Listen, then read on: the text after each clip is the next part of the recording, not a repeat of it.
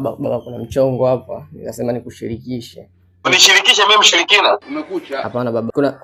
Kuna mshangazi umenitafuta, umeniambia huwezi kuishi bila mzee mkoloni. Mshangazi umenitafuta, umesema huwezi kuishi bila wewe. Basi bwana. Mambo ya uzee haya. Una akili sana mwanangu. Wewe ukaujibuje? Ndio kaniambia niupe namba zako. Sawa kabisa. Mbona sasa bado hujanipigia? Bado sijaugea. Nikasema kwanza ni confirm na wewe, nikuulize je niupe kabla sijaupa. Evanzi mwanangu, una akili timamu kweli? Hii ni maajabu. Kwa nini baba? Mpaka uniulize mimi ya nini?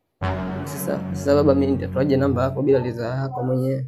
Fatuma wewe. Ridhaa yangu si nimeshakuzaa wewe. Sasa baba, sasa hapo pia nikipiga namba zake vipi kuhusu mama sasa? That is gold. Mama yako ana hela? Ana akili? Akili anazo. Akili zake zimetusaidia nini mpaka leo? Umeona tumejenga? Tujajenga baba. Wewe mshangazi ukoje? Haki ya Mungu ni mambo gani? Ni shombe mwe. Shombe. Lina hela? Baba lina hela. Mimi nilimkutana nalo kwenye mgawa nyota 5. Mgawa na nyota 5? Naweka wachawi zaidi kwa sababu mimi mwenyewe naangalia kusafisha nyota yangu moja isafishiki. Wewe ulisikia wapi? Sasa wanaweka nyota kwenye migawa. Hii ni maajabu. Sasa ndio ni uge namba zako? Allah.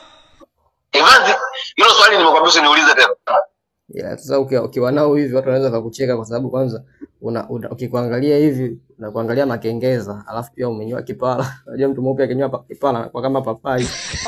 Una makengeza? Una kipala? Una hela? Na kutosha. Evans, unapotafuta jambo lako usisikilize maneno ya watu watakuonaje. Evans, maneno mengi sitaki. Upe namba mshangazi. Ngoja. Uje uongee nayo hii mizimu. Naona imeshacharuka hapa inaruka. Usiningate mimi utakula Evans. Bas.